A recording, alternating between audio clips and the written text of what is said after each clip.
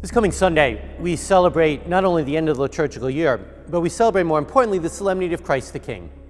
To remind ourselves that as Catholic Christians, Christ is to be our King. That means we give him rule over our lives, we are loyal to him, and we are obedient to him. Now, as Americans, politically, the idea of a monarchy and kingship makes us pretty uncomfortable. It goes against the founding principles of liberty and justice that our nation was founded on.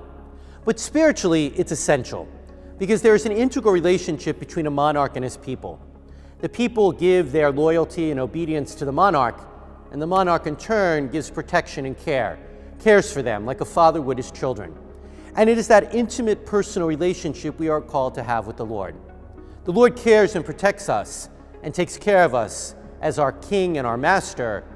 Therefore, we as his people need to be obedient. We need to be faithful and loyal to him as our King and our Savior. And when we think about it that way, the idea of a king makes sense. Because we all want the part of Jesus taking care of us, Jesus watching over us, Jesus protecting us. But we're not always willing to allow Jesus to reign.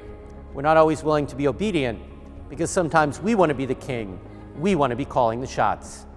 But we can't have it both ways.